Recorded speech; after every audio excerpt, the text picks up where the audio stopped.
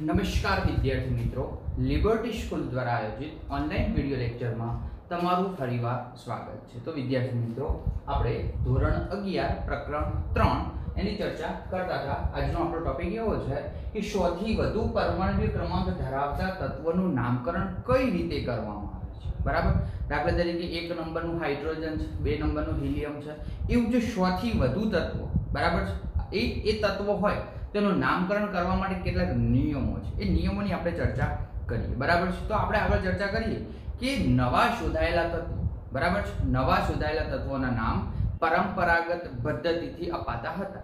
બરાબર છે, પણ આ નામને મંજૂરી કોણ આપતું? તો આઈયુપીએસી। બરાબર, તો ધ્યાન આપજો, આપણે મુદ્દા લખતા જઈએ અને સમજતા જઈએ। ક્લિયર કરજો કે નવા શોધાયેલા તત્વોના નામ પરંપરાગત પદ્ધતિથી અપાયેલા નવા શોધાયેલા તત્વોના નામ પરંપરાગત પદ્ધતિથી અપાતા હતા। અને એ નામ આપ્યા પછી એને મંજૂરી કોણ આપતું હતું? આઈયુપીએસી। બરાબર છે, આઈયુપીએસી જે આપણે કેમિસ્ટ્રીમાં વારંવાર નામ લખવા માટેનો ઉપયોગ કરીએ છીએ। બરાબર, કોઈ પણ કાર્બનિક પ્રક્રિયક હોય તેનું નામ આપણે બે રીતે લખી શકીએ, એક એનું સામાન્ય નામ, એક એનું આઈયુપીએસી નામ। આઈયુપીએસી તમે બધા પરિચિત હશો। બરાબર છે, આ નામને મંજૂરી આપવાનું કામ આઈયુપીએસી દ્વારા કરવામાં આવતું હતું। આ નવા શોધાયેલા તત્વોના નામની મંજૂરી કોના દ્વારા? આઈયુપીએસી દ્વારા આપવામાં આવતી હતી। બરાબર, આગળ ચર્ચા કરીએ કે નવા શોધાયેલા તત્વો બરાબર છે એનું સંશ્લેષણ કરવું હોય, એની લાક્ષણિકતાના ગુણધર્મનો અભ્યાસ કરવો હોય તો આધુનિક લેબનો ઉપયોગ જરૂરી બનતો હતો। બરાબર છે, દાખલા તરીકે અહીંયા આપણે કોઈ નવું તત્વ શોધ્યું છે તો સામાન્ય પ્રયોગશાળામાં એ તત્વના ગુણધર્મો જોઈએ, એ તત્વનું સંશ્લેષણ જોઈએ, એનું બંધારણ છે એ શક્ય બનતું નથી, પણ એના માટે કોઈ સ્પેસિફિક પ્રયોગશાળા જોઈએ। બરાબર, તો નવા શોધાયેલા તત્વોના ગુણધર્મનો અભ્યાસ કરવો છે। બરાબર છે, ચાહે ભૌતિક ગુણધર્મો હોય કે એના રાસાયણિક ગુણધર્મો હોય, એ ગુણધર્મનો અભ્યાસ કરવો છે તો નવી નવી લેબો વિકસાવવાની જરૂર પડે। બરાબર, કારણ કે નવી લેબો હોય ને અમુક સ્પેસિફિક, દાખલા તરીકે એવું આવે કે અમુક લેબમાં ટેમ્પરેચર મેન્ટેન કરવાનું આવે। બરાબર, તમને એવું કે આ પ્રક્રિયા તમે 10°C ના તાપમાનમાં જ કરો તો ત્યારે આપણે આ રૂમમાં બે પ્રક્રિયા કરીએ, દાખલા તરીકે આ રૂમને આપણે લેબ બનાવીએ અને એની અંદર પ્રક્રિયા કરીએ તો શક્ય નહીં બને, કારણ કે અત્યારે તાપમાન આપણું 33°C જેટલું હોય છે, તો એનું તાપમાન આપણે શું કરવું? ઘટાડવું પડે। બરાબર, બીજા કોઈ અન્ય ઉપકરણોનો ઉપયોગ કરવો પડે। બરાબર, દાખલા તરીકે એના ગુણધર્મનો અભ્યાસ કરવો છે તો આપણે કેટલાક ઇન્સ્ટ્રુમેન્ટ્સ, કેટલાક મશીન વાપરવા જોઈએ। બરાબર, તો નવા શોધાયેલા તત્વોના સંશ્લેષણ અને લાક્ષણિકતાના ગુણધર્મના અભ્યાસ માટે કેટલીક આધુનિક સાધનો ધરાવતી પ્રયોગશાળાની જરૂર પડે। બરાબર, તો તત્વોના ગુણધર્મો, એનું બંધારણ વગેરેના અભ્યાસ માટે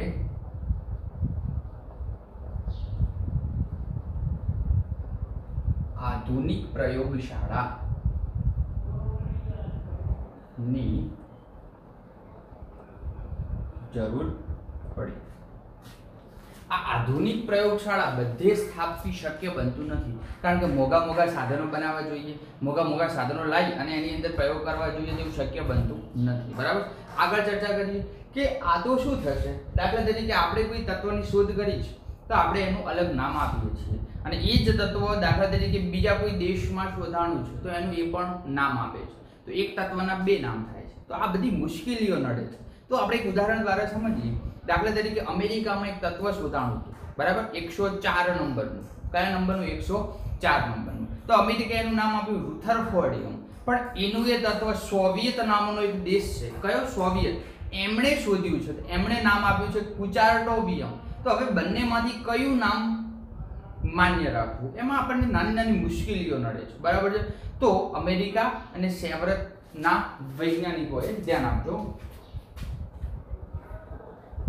અમેરિકા અને સોવિયત એક દેશ છે, સોવિયતના વૈજ્ઞાનિકોએ 104 પરમાણ્વીય ક્રમાંક કેટલો 104 પરમાણ્વીય ક્રમાંક વાળું તત્વ શોધ્યું. બરાબર છે. તો અમેરિકા નામનો જે દેશ છે, અમેરિકા એનું નામ કંઈક અલગ આવ્યું. બરાબર છે. અમેરિકા એનું નામ આપ્યું રુથરફોર્ડિયમ. શું આપ્યું? રુથરફોર્ડિયમ. જ્યારે સોવિયત દેશ છે એમણે એનું નામ આપ્યું છે કુચાર્ટોવિયમ. શું નામ આપ્યું છે? કુચાર્ટોવિયમ. તો અહીંયા મુશ્કેલી થાય છે કે 104 નંબરનું જે તત્વ છે ને રુથરફોર્ડિયમ કેવું કે કુચાર્ટોવિયમ કેવું. તો આના માટે નામની મંજૂરી કોણ આપે છે? IUPAC નામની મંજૂરી આપે છે. કોણ આપે છે? IUPAC.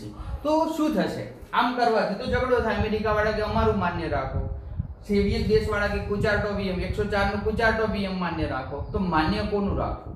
તો અહીંયા આપણને કેટલીક મુશ્કેલી નડે છે. બરાબર છે. તો આ મુશ્કેલીના નિવારણ કરવા માટે, મુશ્કેલીનો કંઈક અંત તો લાવવો પડશે.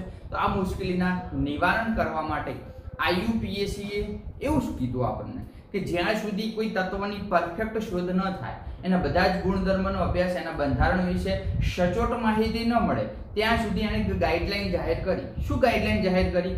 કે કોઈ પણ તત્વ હોય એને 0 થી 1 થી અને 9 એટલે કે ટૂંકમાં 0 થી 9 સુધી અલગ અલગ નામ આપી દીધા. બરાબર છે. તો એની આપણે ચર્ચા કરીએ. બરાબર છે. તો IUPAC કંઈક ગાઈડલાઈન બહાર પાડી. શું કીધું? IUPAC દ્વારા એવું સૂચવવામાં આવ્યું કે IUPAC અથવા IUPAC દ્વારા એવું સૂચવવામાં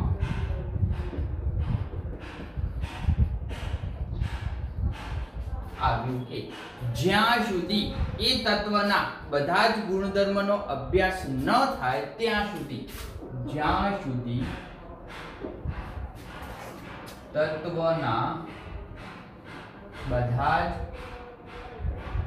ગુણધર્મનો અભ્યાસ ન થાય ત્યાં સુધી તેને સંખ્યાદર્શક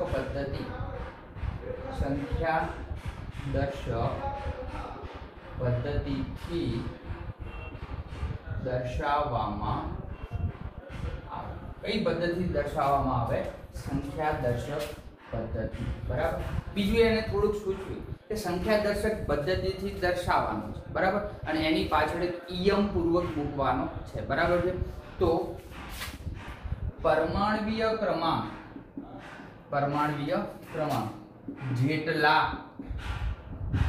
આંકડાનો બનેલો હોય, બરાબર છે.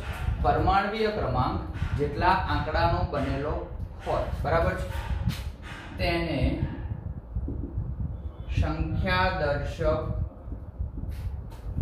પદ્ધતિમાં દર્શાવી પાછળ કયો પૂર્વક મૂકવાનો છે? ઇયમ. કયો પૂર્વક મૂકવાનો છે? ઇયમ.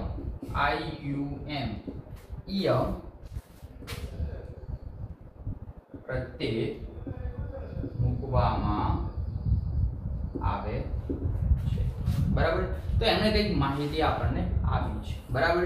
દાખલા તરીકે જો 0 હોય, બરાબર, અથવા આપણે લખી દઈએ 0 1 2 3 4 5 6 7 8 અને 9. બરાબર.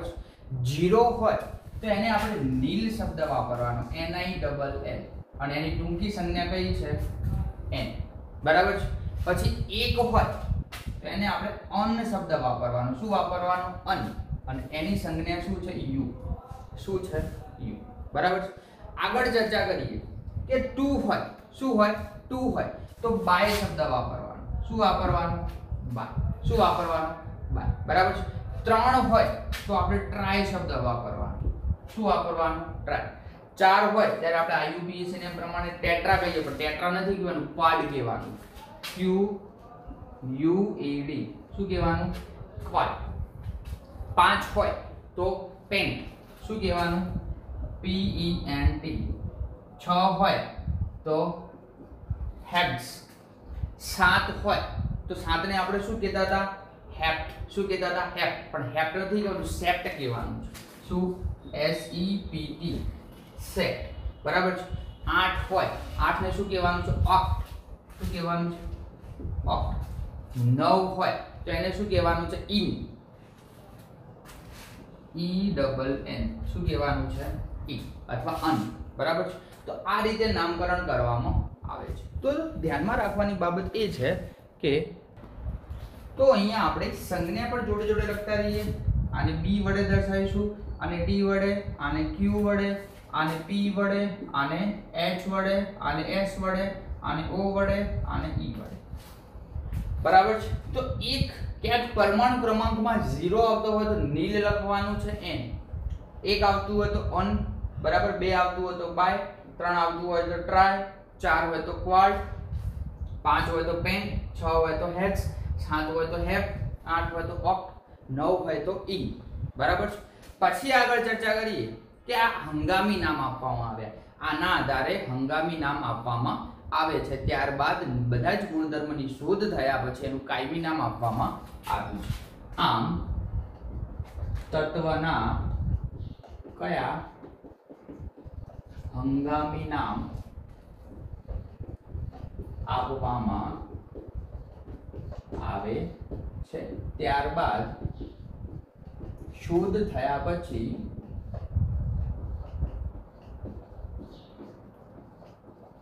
કાયમી નામ આપવામાં આવે છે આમ તત્વના હંગામી નામ આપવામાં આવે છે ત્યારબાદ પરફેક્ટ એની શોધ થઈ ગયા પછી એને IUPAC દ્વારા યોગ્ય નામ આપવામાં આવે છે બરાબર પણ એવું જરૂરી નથી ઘણી વખત દાખલા તરીકે આપણે એવું કહીએ કે મેન્ડેલીફે આપણે કોષ્ટક શોધ્યું છે તો મેન્ડેલીફની કામગીરી બિરદાવવા માટે 101 નંબરનું જે તત્વ છે એને મેન્ડેલિયમ નામ આપ્યું છે મેન્ડેલીફની કામગીરીને બિરદાવવા માટે 101 નંબરનું જે તત્વ છે એને મેન્ડેલિયમ નામ આપ્યું છે બરાબર એ જ રીતે બરાબર છે અહીંયા ન છો એ જ રીતે 106 નંબર તો ગ્લેન ટી સીબર્ગ નામનું એક વૈજ્ઞાનિક છે એમણે 106 નંબરનું તત્વની શોધ કરી છે એવું એમણે પુરવાર કર્યું છે તો એને 106 નંબરનું તત્વ છે એ કોના માનમાં તો કે ગ્લેન ટી સીબર્ગ એને ખુશ કરવા માટે 106 નંબરનું જે તત્વ છે એનું નામ આપ્યું છે સીબોર્ગિયમ શું નામ આપ્યું સીબોર્ગિયમ બરાબર છે તો આપણે આ તો ચર્ચા કરી પણ 100 થી ચાલુ કરી અને ઉપર પરમાણુ ક્રમાંક હોય તેનું નામકરણ કઈ રીતે કરશું આના આધારે કરશું હવે આના આધારે કઈ રીતે એ આપણે જોઈએ એની પહેલા તમે આટલું ફટાફટ લખી નાખો તો બોર્ડમાં હું જગ્યા કરીને પછી આગળ તમને સમજાવું ક્લિયર ફટાફટ આટલું લખી નાખો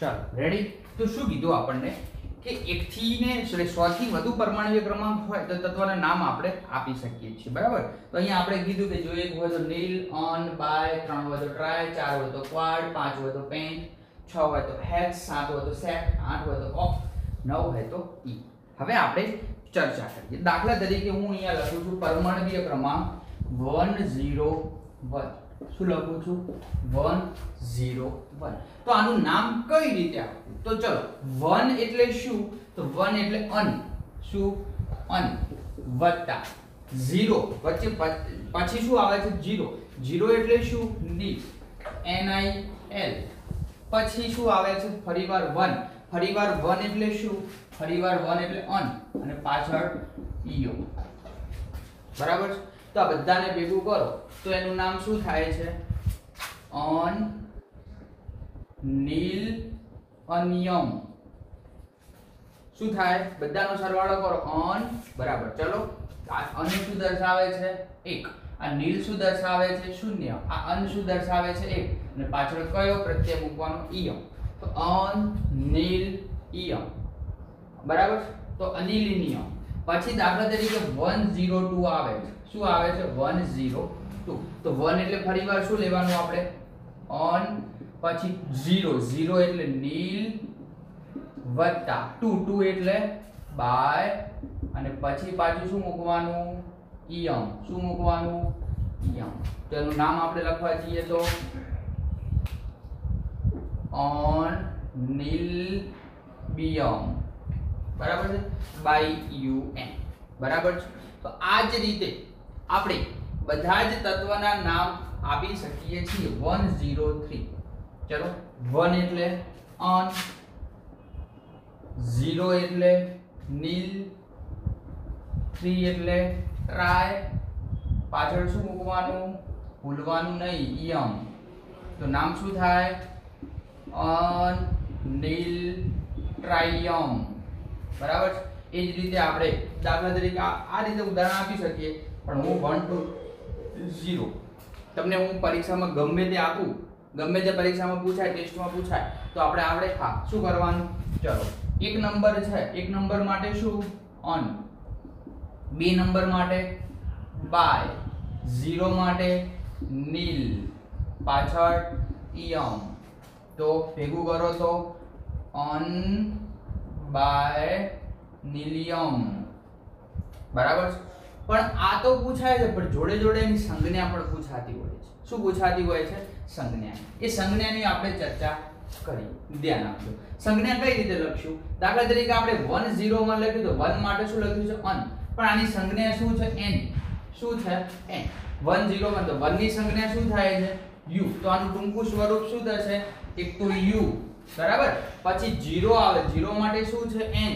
0 માટે શું છે? n. ફરીવાર શું આવે છે? 1. તો 1 માટે ફરીવાર શું છે? u. તો કદાચ પરીક્ષામાં 2-3 વખત તો બોર્ડની પરીક્ષામાં જે તમારી વાર્ષિક પરીક્ષા આવે એનું ટૂંકું સ્વરૂપ પૂછાયું છે. ચલો, આ બાજુનું ટૂંકું સ્વરૂપ કઈ રીતે લખી શકાય? on, બરાબર છે. એટલે 1 નું શું થશે? u, બરાબર છે. પછી 0 એટલે n, અને પછી 2 એટલે by, એટલે એની સંજ્ઞા શું થાય? u and b. ચલો, 103. ચલો, 1 એટલે ફરીવાર શું લઈશું આપણે? u, 0 એટલે n, 3 એટલે t, u and t. ચલો, 120, 120 નંબરનું તત્વ શોધાણું નથી, પણ કદાચ શોધાશે એનું નામ શું આવશે? અનબિલિનિયમ. અને એનું સૂત્ર આપણે કરવાનું થાય ટૂંકું સ્વરૂપ. તો 1 એટલે 1 ને આપણે શું દર્શાવ્યું?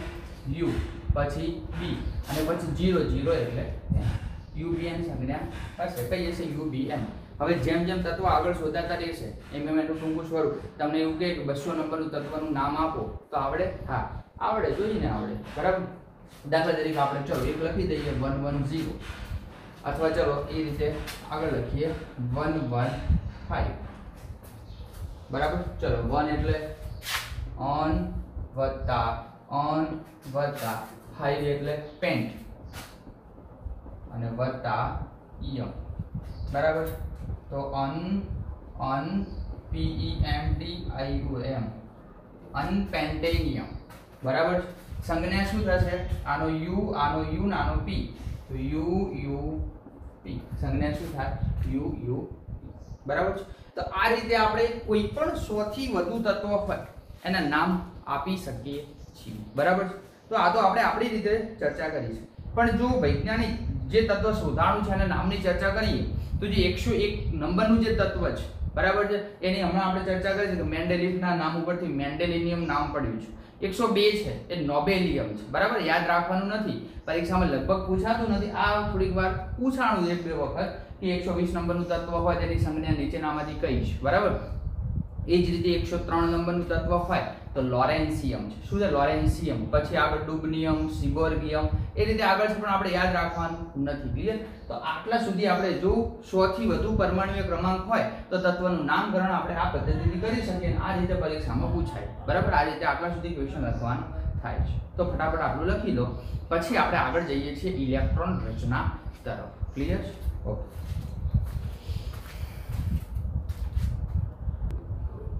ચાલો, હવે આપણે વિદ્યાર્થી મિત્રો એક નવા ક્વેશ્ચન તરફ જઈએ છીએ. બે ક્વેશ્ચન છે, એકબીજા સાથે પરસ્પર સામ્યતા ધરાવે છે. આવર્તમાના તત્વોની ઇલેક્ટ્રોન રચના સમજાવો. કોના? આવર્તમાના. આપણને આના પછીનો ક્વેશ્ચન છે આપણે એવો ભણશું સમૂહમાંના તત્વોની ઇલેક્ટ્રોન રચના સમજાવો. આવર્ત એટલે આ રીતે આપણે લાઈન લખતા હતા બરાબર છે એ આવર્ત દર્શાવે. કેટલા આવર્ત હતા આવર્ત કોષ્ટકમાં? ટોટલ 7. કેટલા હતા? 7 બરાબર છે. એની ડિટેલ ચર્ચા આપણે અગાઉના વિડિયો લેક્ચરમાં કરી છે કે આ આવર્તમાં આટલા ઇલેક્ટ્રોન હોય અને આટલા તત્વો હોય એ બધી ચર્ચા આપણે કરી ચૂક્યા બરાબર. તો આવર્તમાંના તત્વોની ઇલેક્ટ્રોન રચના સમજાવો બરાબર. આગળ ચર્ચા કરીએ કે કોઈ પણ પરમાણુ કોઈ પણ પરમાણુમાં ચારેય ક્વોન્ટમાંકથી ઇલેક્ટ્રોનની રચના થઈ શકે છે. ઇલેક્ટ્રોનની ઓળખ આપવી હોય તો આપણે કોનો ઉપયોગ કરી શકશું? ચારેય ક્વોન્ટમાંક બરાબર. 4 ક્વોન્ટમાંક કયા આપણે ભણી ગયા? ચારેય ક્વોન્ટમાંકની મદદથી ઇલેક્ટ્રોનની ઓળખ આપી શકાય બરાબર. તો 4 ક્વોન્ટમાંક કયા? મુખ્ય ક્વોન્ટમાંક, કોણીય વેગમાન ક્વોન્ટમાંક, ચુંબકીય ક્વોન્ટમાંક અને સ્પિન ક્વોન્ટમાંક બરાબર છે. એમાં બધામાં અગત્યનો કયો હતો? મુખ્ય ક્વોન્ટમાંક. કયો હતો? મુખ્ય ક્વોન્ટમાંક. મુખ્ય ક્વોન્ટમાંકને આપણે શાના વડે દર્શાવતા હતા? n વડે. તો n શું નક્કી કરે છે? તો n એ પરમાણુની મુખ્ય શક્તિ સ્તર નક્કી કરે છે. n એટલે શું? કૌંસમાં લખો મુખ્ય ક્વોન્ટમ આંક. એ શું નક્કી કરે છે? મુખ્ય શક્તિ સ્તર. મુખ્ય શક્તિ સ્તર નક્કી કરે છે. મુખ્ય શક્તિ સ્તર એટલે દાખલા તરીકે આવી કોઈ કક્ષક છે 4s. એનો મતલબ શું થાય? તો પરમાણુનું કેન્દ્ર હશે, કેન્દ્રની આજુબાજુ પહેલી, બીજી, ત્રીજી અને ચોથી શક્તિ સ્તર હશે. એમાં પહેલી કક્ષક હશે 4s. તો આ 4 દર્શાવે n નું મૂલ્ય દર્શાવે છે. n શું દર્શાવે છે? શક્તિ સ્તર દર્શાવે છે બરાબર. તો પરમાણુની અંદર ઇલેક્ટ્રોનના વિતરણને ઇલેક્ટ્રોન રચના કહે છે. પરમાણુમાં ઇલેક્ટ્રોનના વિતરણને ઇલેક્ટ્રોન રચના કહે છે બરાબર. પરમાણુમાં ઇલેક્ટ્રોનના વિતરણને ઇલેક્ટ્રોન રચના કહે છે. એટલે કોઈ પણ પરમાણુમાં ઇલેક્ટ્રોન કઈ રીતે ભરાય? પહેલા s કક્ષકમાં ભરાય, પછી d માં ભરાય અને પછી f. s p d f આપણે આગળ ભણી ગયા બરાબર. s કક્ષકની પેટા કક્ષક નથી. s માં વધુમાં વધુ કેટલા ઇલેક્ટ્રોન સમાય? 2. p માં 3 પેટા કક્ષકો px py pz બરાબર. એની અંદર 1 માં 2 ભરાય, ટોટલ 3 કક્ષકો એટલે 6 ઇલેક્ટ્રોન. અહીંયા d માં 5 પેટા કક્ષકો dxy dyz dzx dx2 y2 dz2 f ની 7 બરાબર છે. તો આની અંદર 10 ઇલેક્ટ્રોન ભરાય, આની અંદર 14 ઇલેક્ટ્રોન ભરાય છે બરાબર. તો કોઈ પણ કક્ષકમાં ઇલેક્ટ્રોન જ્યારે આપણે ભરીએ છીએ ત્યારે એ ઇલેક્ટ્રોન પહેલા s માં ભરાય, પછી p માં ભરાય, પછી d માં ભરાય અને પછી f માં ભરાય બરાબર છે. તો અહીંયા આપણે આવર્ત, કેટલા આવર્ત છે? ટોટલ 7 આવર્તની અંદર ચર્ચા કરીએ. ક્લિયર? તો અહીંયા આપણે ચર્ચા કરીએ. ધ્યાન આપો. આવર્ત ક્રમ શું દર્શાવે છે બરાબર? પહેલો ક્રમ, બીજો ક્રમ, ત્રીજો ક્રમ. તો આવર્ત ક્રમ એ બાહ્યતમ કક્ષા માટે n નું મૂલ્ય દર્શાવે છે. આવર્ત ક્રમ એ બાહ્યતમ કક્ષા માટે n નું મૂલ્ય દર્શાવે છે બરાબર છે. જેમ આવર્તની સંખ્યા વધુ એમ મુખ્ય શક્તિ સ્તરનું મૂલ્ય પણ શું થાય છે? વધુ થાય છે બરાબર. જેમ આવર્તની સંખ્યા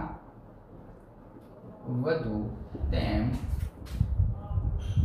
મુખ્ય શક્તિ સ્તરની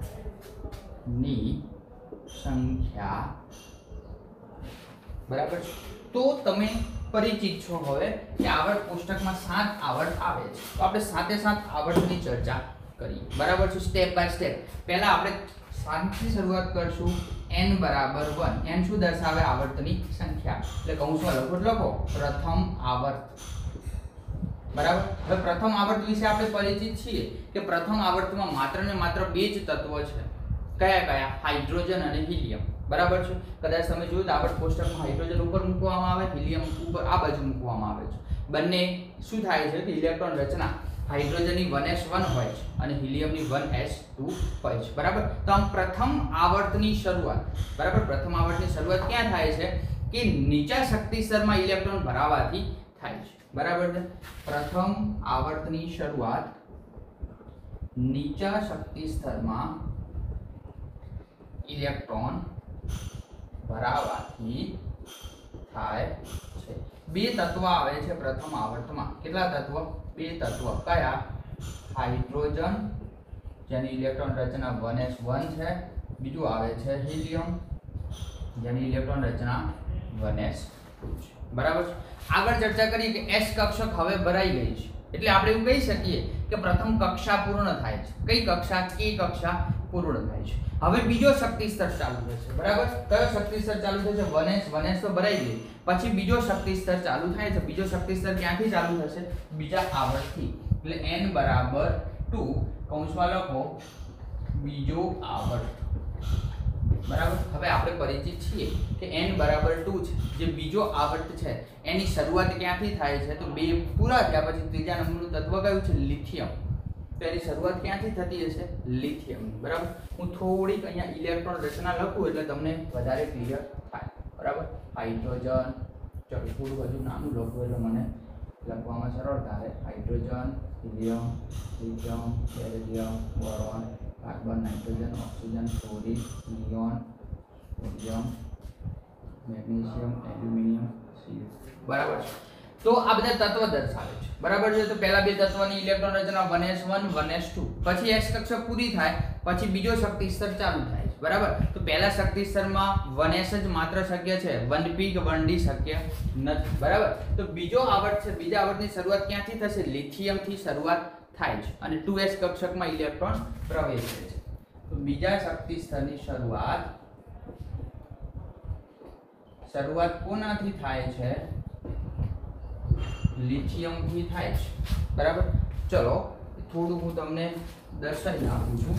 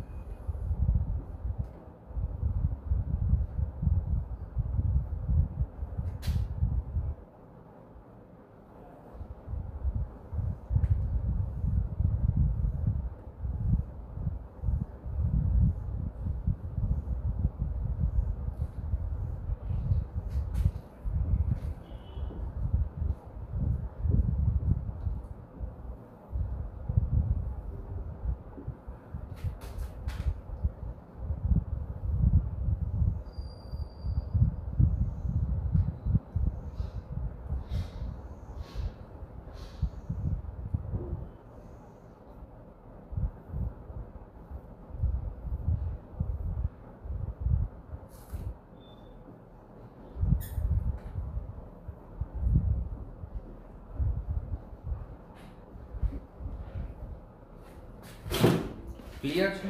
તો ક્લિયર છે? તો આપણો આવર્ત કોષ્ટક છે, બરાબર છે. 1 2 3 4 5 6 ને 7, બરાબર છે. તો પહેલા આવર્તની શરૂઆત આપણે કીધી ક્યાંથી થાય છે? બે તત્વ. પહેલા આવર્તમાં અહીંયા માત્ર કયું તત્વ હશે? હાઇડ્રોજન. આ બાજુ કયું હશે?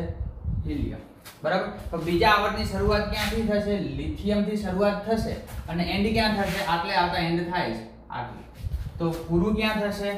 નિયોન સુધી. કોના સુધી? નિયોન સુધી, બરાબર છે. તો શરૂઆત લિથિયમ થી થાય છે અને ઇલેક્ટ્રોન 2s કક્ષકમાં પ્રવેશે છે. તો ઇલેક્ટ્રોન રચના શું થાય છે? બરાબર. ઇલેક્ટ્રોન રચના કોની? પહેલા શરૂઆત ક્યાંથી કરી આપણે? લિથિયમ. તો લિથિયમની ઇલેક્ટ્રોન રચના શું થાય? 1s તો ભરાઈ ગયા પણ 2s થી ચાલુ થાય છે, બરાબર છે. તો 2s થી ચાલુ થશે તો બીજા જે આવર્ત છે એની શરૂઆત ક્યાંથી થાય છે? 2s માં કક્ષક ઇલેક્ટ્રોન ભરાવાના કારણે, બરાબર. લિથિયમ પછી શું આવશે? બેરિલિયમ, બરાબર. બેરિલિયમની ઇલેક્ટ્રોન રચના શું થાય? 2s 1s2 2s2. હવે s કક્ષક ભરાઈ ગઈ, હવે કઈ ચાલુ થશે? p કક્ષક, બરાબર? તો p માં ઇલેક્ટ્રોન આગળ ભરાશે. દાખલા તરીકે લિથિયમ, હાઇડ્રોજન, હિલિયમ, લિથિયમ, પછી આવશે બેરિલિયમ, પછી બોરોન. ઇલેક્ટ્રોન રચના શું થાય? 1s2 2s2 2p1, બરાબર? પછી આવશે બોરોન, પછી આગળ, બરાબર? તો અહીંયા ઇલેક્ટ્રોન રચના 2p1 થી ચાલુ થશે અને 2p6 સુધી, કારણ કે 6 ઇલેક્ટ્રોન ભરાઈ છે એટલે છેલ્લે ક્યાં સુધી આવશે? તો કે આટલેથી શરૂઆત કરી અને કોના સુધી આવશે? નિયોન સુધી. કોના સુધી? નિયોન. તો નિયોન સુધી આવશે ત્યારે ઇલેક્ટ્રોન રચના શું થશે? 1s2 2s2 2p6. ચલો આના પછી આગળ તત્વ આવશે ને 1s2 2s2 2p1 આવી ગયું, 1s2 2s2 2p2, 1s2 2s2 2p3, 1s2 2s2 2p4 5 અને છેલ્લે નિયોન. તો નિયોન સુધી આપણો બીજો આવર્ત પૂરો થાય છે, બરાબર? પછી વળી આવે છે ત્રીજો આવર્ત n બરાબર 3. તો આપણે ચર્ચા કરીએ n બરાબર 3 ત્રીજો આવર્ત. ચલો આ ત્રીજા આવર્તની શરૂઆત કયા તત્વથી થાય છે? સોડિયમથી. કયા તત્વથી? સોડિયમથી. કયા તત્વથી? સોડિયમથી. તો સોડિયમમાં શું થશે? સોડિયમથી થાય છે ને એની અંદર 3s કક્ષકમાં ઇલેક્ટ્રોન પ્રવેશે. કઈ કક્ષકમાં પ્રવેશે છે? સોડિયમમાં 3s માં, બરાબર? 3s થી ચાલુ થશે અને ક્યાં સુધી પૂરો થાય છે? આટલે છેક જોઈએ તો આખી લાઈન આવે છે આર્ગોન સુધી. તો સોડિયમ થી ચાલુ થઈ અને કોના સુધી આવે છે? આર્ગોન સુધી. તો આર્ગોન સુધી આવશે તો આર્ગોનની ઇલેક્ટ્રોન રચના શું થશે? 1s2 2s2 2p6 3s2 3p6. ગણી લો ટોટલ આર્ગોન કયા નંબરનું તત્વ? 18 નંબરનું છે. 18 ઇલેક્ટ્રોન થાય. 6 6 12 13 14 15 16 17 18. તો આર્ગોને અંત આવી જશે. આર્ગોન સુધી આવે છે, બરાબર? પછી આપણે આગળ ચર્ચા કરીએ, બરાબર છે? તો ચલો n બરાબર 4 ચોથો આવર્ત. તો ચોથા આવર્તની શરૂઆત ક્યાંથી થશે? બરાબર? પોટેશિયમ. કોનાથી શરૂઆત થાય છે? પોટેશિયમથી શરૂઆત થાય છે. કોનાથી? પોટેશિયમથી. પોટેશિયમથી શરૂઆત થઈ અને અંત ક્યાં પામે છે? ક્રિપ્ટોન સુધી. પોટેશિયમથી શરૂ થઈ ક્યાં આવે છે? ક્રિપ્ટોન આવે છે, બરાબર? પણ અહીંયા વચ્ચે તો સંક્રાંતિ શ્રેણી આવે છે. વચ્ચે ડી કક્ષક આવે છે. શું આવે છે? ડી કક્ષક આવે છે. આ ડી કક્ષકને આપણે શું કહીશું? સંક્રાંતિ શ્રેણી. શું કહીશું? સંક્રાંતિ શ્રેણી. શું કહીશું? સંક્રાંતિ શ્રેણી. અને ક્યાં પૂરી થાય છે? ક્રિપ્ટોન સુધી પૂરી થાય. ક્યાં સુધી? ક્રિપ્ટોને પૂરી થાય, બરાબર? ચલો એના પછી આપણે પાંચમો આવર્ત લઈએ n બરાબર 5. તો પાંચમા આવર્તની શરૂઆત રૂબેડિયમ થી શરૂઆત થાય. કયાથી? રૂબેડિયમ, બરાબર? રૂબેડિયમ થી શરૂઆત થઈ અંત ક્યાં સુધી પામે છે? ઝેનોન. ઝેનોને અંત પામે છે. ક્યાં સુધી? ઝેનોન સુધી અંત પામે છે. ક્યાં સુધી? ઝેનોન સુધી અંત પામે છે. કયાની શરૂઆત? n બરાબર 5. રૂબેડિયમ થી શરૂઆત થાય છે. તો એની અંદર કઈ સંક્રાંતિ શ્રેણી આવશે? આની અંદર 3d આવતી હતી, અહીંયા 4d સંક્રાંતિ શ્રેણી આવે છે. કઈ આવે છે? 4d સંક્રાંતિ શ્રેણી આવે છે, બરાબર છે? તો કઈ શ્રેણી આવે છે? 4d સંક્રાંતિ અવસ્થા આવે છે, બરાબર? ચલો એ જ બરાબર n બરાબર 6 ની છઠ્ઠા આવર્તની હું શરૂઆત કરું છું. તો છઠ્ઠા આવર્તમાં ટોટલ તત્વો કેટલા હોય છે? 32. કેટલા હોય છે? 32, બરાબર? ચલો શરૂઆત કોનાથી કરશું? સીઝિયમ. સીઝિયમ થી શરૂઆત થાય છે. કોનાથી શરૂઆત થાય છે?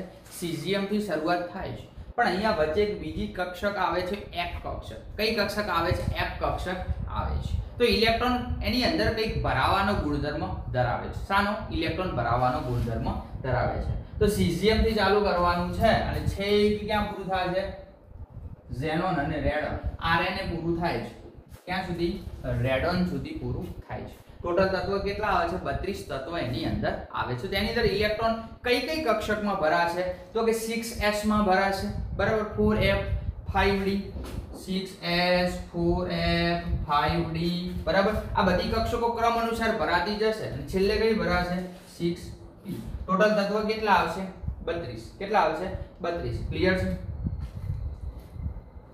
ગણી લઈએ આપણે 32 ક્યાં થાય જ નહીં થતું. ચલો s કક્ષકમાં કેટલા ઇલેક્ટ્રોન 2, f માં કેટલા 14, d માં કેટલા 10, p માં કેટલા 6. તો 14 ને 10 24, 24 ને 6 30, 30 ને 2 32 ઇલેક્ટ્રોન આવે છે. એ જ પછી એનો ભાઈ છે કોણ n બરાબર 7 એટલે સાતમો આવર્ત એટલે કે છેલ્લો આવર્ત. બરાબર. શરૂઆત ક્યાંથી થાય છે? ફ્રાન્સિયમ થી શરૂઆત થાય અને આગળ પછી ચાલ્યા કરે છે. બરાબર. તો એમાં કઈ કઈ કક્ષકો ભરાશે? 7s બરાબર, 5f, 6d અને 7p. બરાબર. કઈ કઈ ભરાશે? 7s, 5f, 6d અને 7p. આ બધી કક્ષકો ભરાશે. આમાં પણ ટોટલ ઇલેક્ટ્રોન કેટલા હશે? 32 ઇલેક્ટ્રોન આવે છે. તો આવર્તની અંદર આપણે ઇલેક્ટ્રોન રચના આ રીતે લખી શકીએ છીએ. આને આપણે કહીશું લેન્થેનાઇડ શ્રેણી. શું કહીશું? લેન્થેનાઇડ શ્રેણી. આને કહીશું એક્ટિનાઇડ શ્રેણી. એક્ટિનાઇડ શ્રેણી. કારણ કે આ બધું આપણે પાછળ ભણવાનું છે. ત્યાં તમે ખાલી એટલું યાદ રાખી લો. જે છઠ્ઠો આવર્ત છે એને લેન્થેનાઇડ શ્રેણી કહે છે, સાતમો આવર્ત છે એને એક્ટિનાઇડ શ્રેણી કહે છે. તો આપણે આ રીતે આવર્તની અંદર ઇલેક્ટ્રોન રચના બતાવી શકીએ છીએ. તો આ બધું છે એ હું ટેબલમાં સમાઈ દઉં છું. ક્લિયર? આટલું તમારા મગજમાં ક્લિયર થાય. બરાબર. પહેલા આવર્તની શરૂઆત આ તત્વથી થાય એટલે ક્યારે તમને ખબર પડે કે આવર્ત કોષ્ટક તમને આવડતું હોય ત્યારે તમે વિચારી શકો છો. બાકી ખબર પડે નહીં. આવર્ત કોષ્ટક જે છે એ તૈયાર કરી દેવાનું છે. ક્લિયર? તો હવે આપણે આને ટૂંકા સ્વરૂપે લખીએ.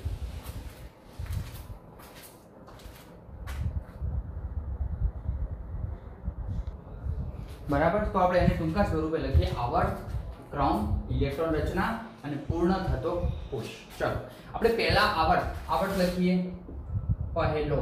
બરાબર. આવર્તનો ક્રમ લખીએ. તો પહેલા આવર્તની શરૂઆત ક્યાંથી થતી હતી? તો એક હાઇડ્રોજન થી શરૂઆત થતી હતી અને પરમાણુ ક્રમાંક 2 હિલિયમ જોડે પૂર્ણ થતી. બરાબર છે. કઈ કક્ષા પૂર્ણ થતી હતી? કે બરાબર છે. એ જ રીતે બીજો આવર્ત. કયો? બીજો આવર્ત. ક્રમ n બરાબર શું લેશું આપણે? n બરાબર સંખ્યા દર્શાવે છે. બરાબર. ક્યાંથી શરૂઆત કરતા હતા આપણે? લિથિયમ થી શરૂઆત કરતા હતા. કયા નંબરનું છે લિથિયમ? 3 નંબર લિથિયમ થી શરૂઆત કરી અને ક્યાં સુધી આપણે પૂરું કરતા હતા? તો કે 10 નંબર નિયોન સુધી પૂર્ણ કરતા હતા. કયો કોષ હતો? L. બરાબર. પછી ત્રીજો આવર્ત n બરાબર 3. બરાબર છે. n નું મૂલ્ય શું આવશે? 3. એ 3 ની શરૂઆત આપણે ક્યાંથી કરતા હતા? 10 પછી 11 નંબરનું તત્વ કયું? પોટેશિયમ. પોટેશિયમ થી શરૂઆત કરતા હતા. ટોટલ તત્વ કેટલા ભરાતા હતા? તો આપણે આર્ગોન સુધી પહોંચતા હતા ત્યારે પૂર્ણ થતું હતું. Kl પછી n. બરાબર. પછી ચોથો આવર્ત. કયો આવર્ત? ચોથો. n નું મૂલ્ય કેટલું છે? 4. આર્ગોન પછી ક્યાંથી શરૂઆત થશે? પોટેશિયમ થી. કયું પોટેશિયમ? અને ક્યાં પૂરું થાય છે? ક્રિપ્ટોન. બરાબર છે. હવે પોટેશિયમનો પરમાણુ ક્રમાંક આપણે જાણીએ છીએ. કેટલો છે? 18 પછી કેટલો આવશે? 19. અને ક્રિપ્ટોનનો પણ યાદ હોવો જોઈએ 36. કેટલો છે? 36. કયો આવશે? Kl, m અને n. બરાબર છે. આગળ પાંચમો આવર્ત. પાંચમા આવર્તની શરૂઆત n બરાબર 5. 36 પછી 37 માં નંબરના તત્વથી થવી જોઈએ. 37 મો નંબર તત્વ કયું છે? રૂબેડિયમ. બરાબર છે. કયું છે? રૂબેડિયમ. રૂબેડિયમ થી શરૂઆત થાય છે અને ઝેનોન આગળ પૂરું થાય છે. કોની આગળ? ઝેનોન છે 54 માં નંબરનું. બરાબર. Kl, m, n અને o. કયો પૂરું થાય છે? O. બરાબર. પછી છઠ્ઠો આવર્ત અને પછી સાતમો આવર્ત. તો છઠ્ઠો આવર્ત છે એને આપણે શું કહીએ? લેન્થેનાઇડ સંકોચન. લેન્થેનાઇડ શ્રેણી. શરૂઆત ક્યાંથી થાય છે? 54 ભરાઈ ગયા છે. 55 થી શરૂઆત થશે. 55 નું તત્વ કયું છે? સીઝિયમ. તો સીઝિયમ થી ચાલુ કરવાનું છે અને પૂરું ક્યારે થશે? તો કે 86 નંબરનું છે રેડોન. કયા નંબરનું? 86. Rn એટલે રેડોન. બરાબર. Kl, m, n, o અને p કક્ષા પછી ભરાશે. પછી સાતમો આવર્ત ક્યાંથી શરૂઆત થશે? 87 નંબરનું ફ્રાન્સિયમ અને પછી આગળ ઇલેક્ટ્રોન ચાલ્યા કરશે. બરાબર. આ અપૂર્ણ રહેશે.